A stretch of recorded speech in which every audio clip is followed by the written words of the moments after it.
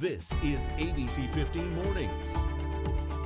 The president delivers a message to the country, We began to mark our independence from this virus. urging everyone to get the vaccine when it's your turn.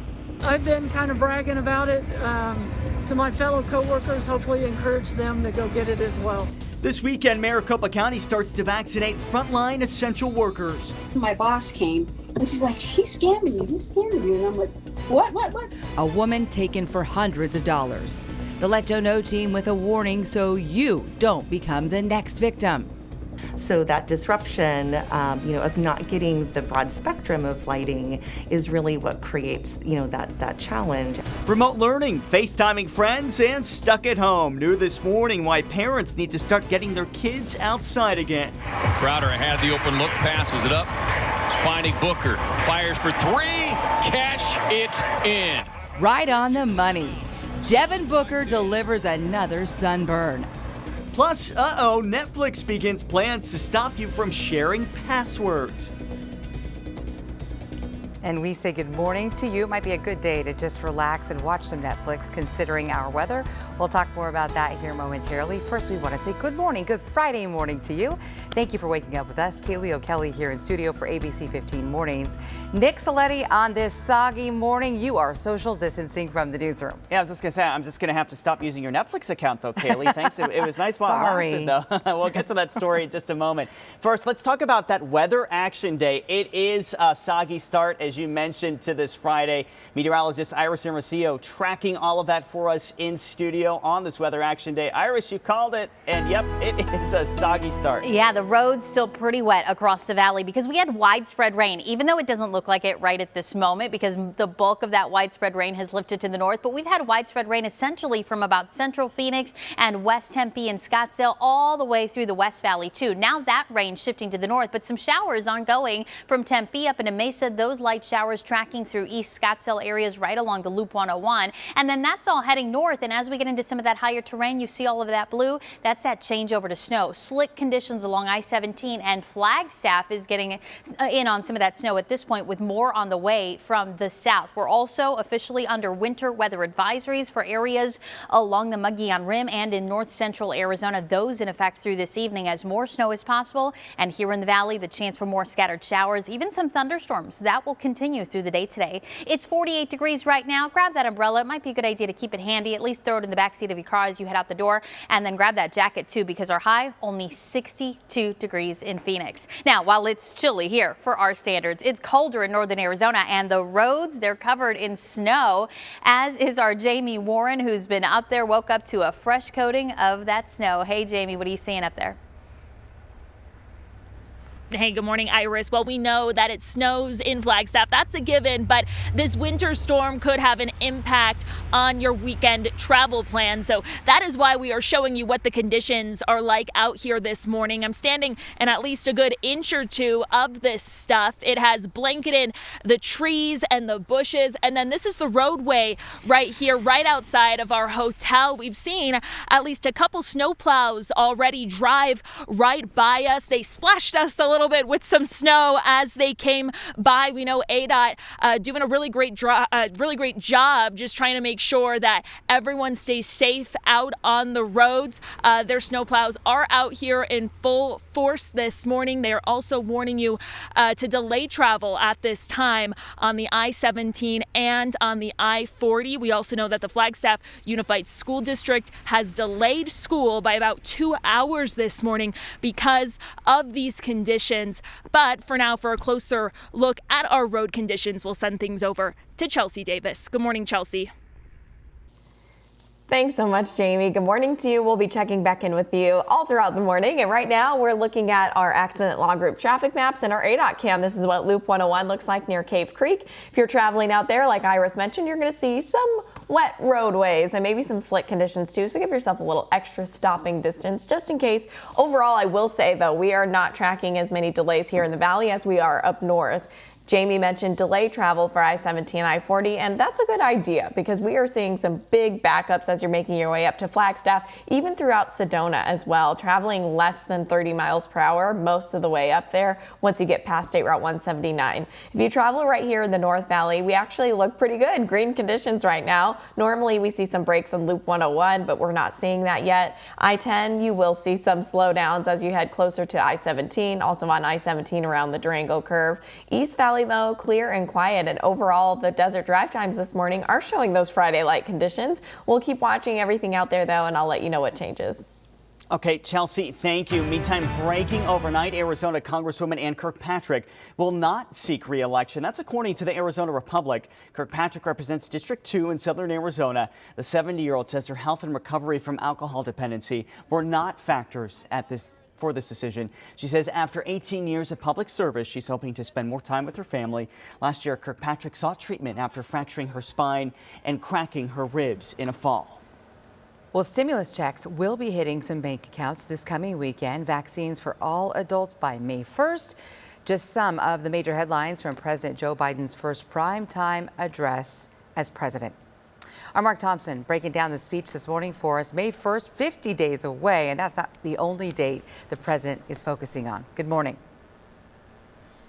Yeah, good morning to you, Kaylee. The president spoke for about 25 minutes outlining his goals for defeating the pandemic. And one of those first starts with reaching it by May 1st. And here's what he had to say. He says that he wants states to have the vaccine eligible for anyone ages 18 and up very soon. And he made a plea that the federal government can only do so much, and it's on the public to trust the vaccine and get it. President Biden saying that the majority of Americans over the age of 65 have received their vaccines, and the next wave will be for the rest of us. He hopes that people get vaccinated and Americans can gather in small groups by Independence Day.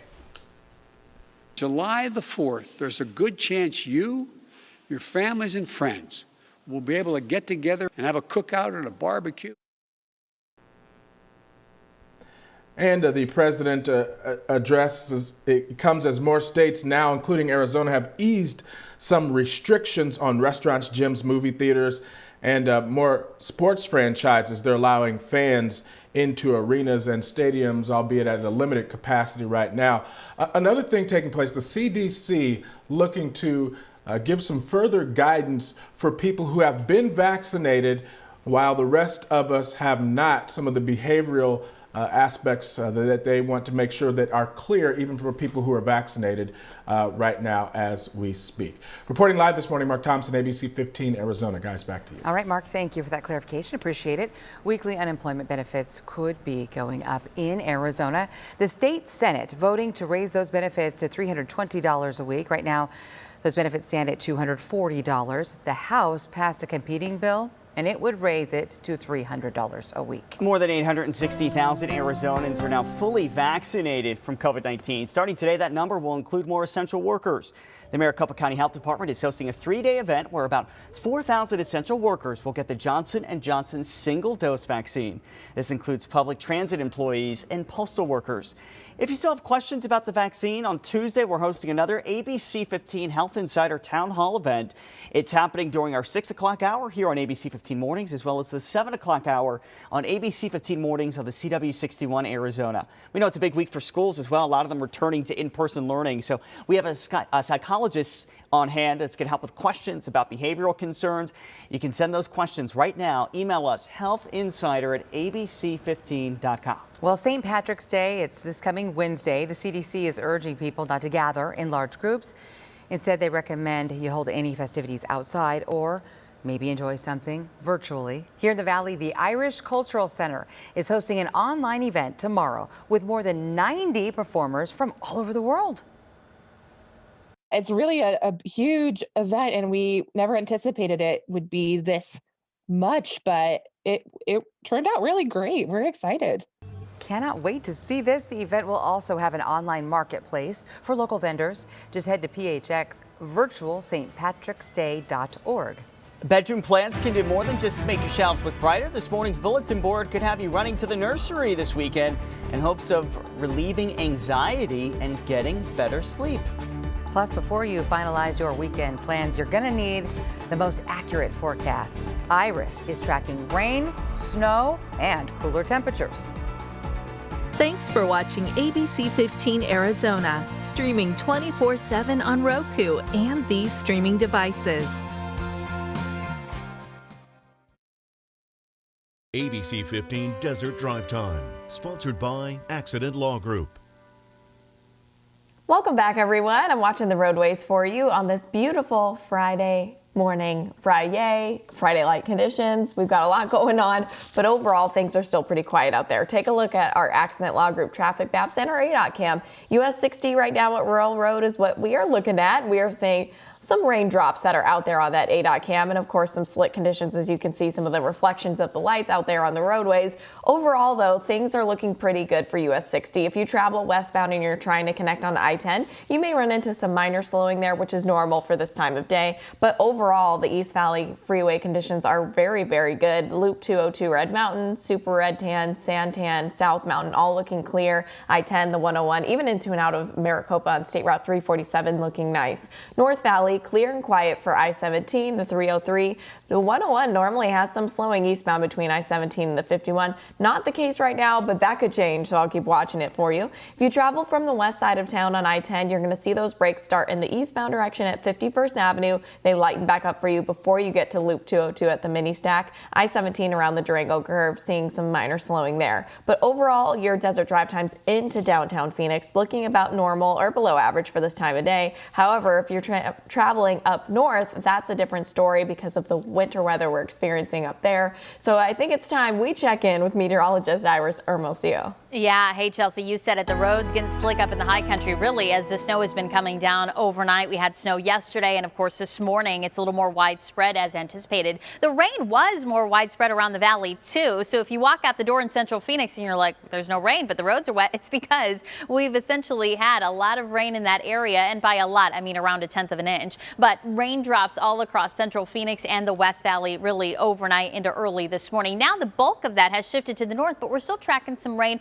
right along the 60 and the Loop 303 in the Northwest Valley, and still looking at a little bit of light rain just south of Fountain Hills. That heading into Fountain Hills here shortly, and through northeast Scottsdale as well. And as I zoom out to the south, we've got more pockets of rain to the south. So Maricopa, you're going to get in on a little bit of this rain, and then eventually that will shift to the north, moving into parts of the East Valley. As we go through the day today, while I don't expect widespread rain all day, we will keep this chance of scattered showers and maybe some thunderstorms around all day long into tonight too. So as I keep saying, it might be a good idea to at least grab that umbrella, keep it handy in case you get caught under some showers later, and know that you may get caught under some thunderstorms too that could produce some small hail later. So that's what we'll be watching for. We're seeing that change over to snow too, just north of the Phoenix area over some of that higher terrain. That area in blue indicates the snow. The pink and purples, more of those icy conditions, that transition zone from rain to snow. And you'll notice that snow impacting areas along I-17 south of Camp Verde, and then north and northeast near Sedona and Pine. We're seeing more of that snow with some pockets of darker blue, which indicates some heavier snow. That lifting north up into Flagstaff and then tracking just north of there too, up into Williams and along I-40. A few light snow showers continue in that northwest pocket of Coconino County, and we've got a mix of a few light showers or sprinkles near Kingman as well. More to our south, and then a little bit of snow moving through Heber as well. You can see that much of it is confined to central Arizona, and that'll be the case for the next several hours into this afternoon too. The bulk of the activity will be confined to this central pocket from Phoenix to Prescott to Sedona to Flagstaff, both rain and snow chances up into Page 2 in the Grand Canyon. Eventually, as this storm system finally starts to move to the east, we'll start to see that shift into eastern Arizona late this afternoon and evening, and then overnight to tomorrow morning. Tomorrow, a chance for scattered snow showers along the Mogollon Rim and the higher terrain. Those snow levels will go as low as about 3,500 feet by tomorrow morning. And for the valley, we'll see another chance for rain showers, but our rain chances tomorrow, essentially lingering shower chances, a 30% chance for rain, I think, by tomorrow afternoon and evening. Things will be drying out around the valley, with things drying out in the high country by Sunday. So there you see that hour by hour rain chance for the valley, with an 80% chance for rain here for the next couple of hours, and then that chance down to 60 to 70% for the rest of the afternoon and evening, with a 50% chance for rain by 7 o'clock here this evening, and then overnight those rain chances at about 30%. We could still end up with around 1/4 of an inch of rain in some spots, and again, if we get any thunderstorms, those amounts could be a little bit higher. along with the potential for small hail or even some of that graupel, which is that soft hail that we see with these cold winter storms. A winter weather advisory in place for areas along the Mogollon Rim until 6 p.m. It's mainly areas above 5,500 feet. We could pick up an additional 2 to 6 inches of snow today, with Flagstaff picking up another 4 to 6 inches today. So hazardous travel will continue to be a factor across northern Arizona through the day today.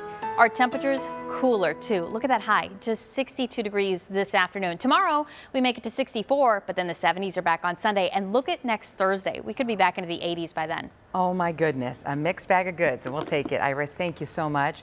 Okay, so NASCAR, you might be wondering, oh, what's going to happen with this race because of the weather? Coming back to the Valley this weekend, making those left-hand turns for the Instacart 500 Phoenix Raceway, allowing a limited number of fans, too, for all the festivities at the 3-day event. If you want tickets, head to phoenixraceway.com. The first race will happen tonight at 5:30, as Iris said. Some spotty showers out there, and there might be a bit of a delay, but we'll just keep our fingers crossed. Sunday's Instacart 500 will mark the 50th NASCAR race out in Avondale. Well, the president of the Navajo Nation is teaming up with NASA, hoping to inspire more young Navajo people to learn the language. As the Perseverance rover explores Mars, it's naming different features of scientific interest. Some of them are Navajo words. President Jonathan Nez saying about the partnership, quote, "Our words were used to help win World War II and how we are helping to navigate and learn more about the planet Mars," which is so amazing. And if you've been to Window Rock, they have the Code Talkers Memorial there too as well. And it's just so amazing. Such a great point. And such a great idea that NASA is doing this. Absolutely, Nick. Thank you so much for that. Well, if you have trouble sleeping and you feel like you've tried everything, like a new mattress, soothing sounds, the blackout shades, maybe all you need is a plant. On today's bulletin board, we're breaking down the top 4 plants that might actually help you sleep better. So if you've heard of jasmine, it's a beautiful accent plant for your nightstand, and the scent is also known to improve quality of sleep. On top of that, if you want to drink some jasmine tea before bed, it can help you calm down. And we all know the calming nature of lavender. In fact, the smell alone is proven to calm the nerves and promote sleep. Here's a history nugget for you. In ancient times, lavender was used to scent baths, clothes, beds, and hair. Have you heard about the benefits of snake plant? It does not have a smell and it can be toxic to eat, but studies by NASA show that this plant removes toxins from the air and also converts carbon dioxide to oxygen, which helps purify the air and reduce respiratory inflammation. And finally, this one's common out here, aloe vera. Yes, aloe has incredible healing properties, but like the snake plant, it also promotes healthy air quality. So aloe vera emits oxygen at night. Therefore, it's the perfect plant to have next to you while you're trying to sleep. All you need is a slightly green thumb, and hopefully you'll be on your way for better sleeping in no time. And that's what's on our bulletin board today. That one can also help cuts and burns. Great information, Chelsea. Thank you. A deal too good to be true, plus a payment app equals another victim. New this morning, the Let Joe Know team sharing a warning before your next Google search. And are you one of those people who borrows a family member's Netflix password? If so, might have some bad news coming your way. Sorry. Well, as this pandemic continues, we are seeing more scams aimed at so many people who really can't afford to lose money right now. All new this morning, our Let Joe Know team hears from a Valley woman who was just wanting to fix her Apple Watch, but instead lost hundreds of dollars. Frustrating getting her Apple Watch to sync with her computer, Sherry says she did what most do. She went to Google, found a number for Apple support, or so she thought. I'm pretty sure he said, "This is Apple." And I said, "Yes, I need help pairing up my watch with my laptop." And he just started talking, "Oh yeah, okay, we can do that." The man on the other end of the phone even promised an upgrade to the newest iPhone. Excited for the deal, as instructed, she went into her banking app, used Zelle, and sent $500 cash. She said she may have even sent more. My boss came and she's like, "He's scamming you, he's scamming you." And I'm like, what? So how do these scams work? Yeah, I was calling about, I have a problem with my iPhone, and I wanted to see if I could help. I called the bogus number for Apple support. It was led through a series of steps. All right, I see a serial number and a model number. They wanted my phone's serial number. I made it up. I'm just going to see where he goes now, what he wants with that fake number, and what he can do with it. And I don't know if it's going to be me sending him money or what, but it's probably going to want me to He's probably going to want me to wire cash or pay him in gift cards or something like that. Instead, they just hung up. Thinking back, Sherry says there were plenty of times she should have just ended the call. Every time I was like done and wanted to hang up, he would be like, no, don't hang up, or I'm not. And if I would get upset, it would be, I'm going to hang up. And he knew I didn't want him to hang up at that point because I wanted my money back. It's a good reminder to never send cash and go to the actual website for the company you're trying to reach, or you could reach one of these clowns. You're scamming people. You're trying to get money from people. You're scamming them. Why would you do that? Sherry used Zelle. We reached out to them and they say their platform should only be used to send money to people you know. It's a cash transaction. There's no protection for refunds. If you've been scammed or see one and want to warn others, let us know. Email me, joe@abc15.com. I'm investigator Joe Ducey. If you got a problem, let me know. Joe Ducey taking action for us. Hey, if you share a Netflix account, listen up. They might start cracking down on password sharing. The company is testing a feature that would send a message to users saying if you don't live with the owner of this account, you need your own to keep watching. Users will have to verify the account within a certain time frame, and if you can't, you won't be able to stream anymore. Studies estimate about 33% of Netflix users share their accounts with at least one other person. Steven Spielberg is getting ready to bring his own story to the big screen. According to Variety, he's directing a movie based loosely on his own childhood, growing up right here in the Valley of the Sun. Okay, this is so cool. It'll be set in Phoenix in the late 50s, early 60s. Production is scheduled to start over the summer there. Went to Arcadia High School, Steven Spielberg. That is just awesome. Well, up next here on ABC 15 Mornings at 6:30, not seeing clearly. New for you this morning, what the pandemic is doing, because a lot of us aren't spending enough time outside. And make that 5 wins in a row. Yep, the Suns looking like a playoff team as they return to Phoenix for a long stretch of games at home, still on fire.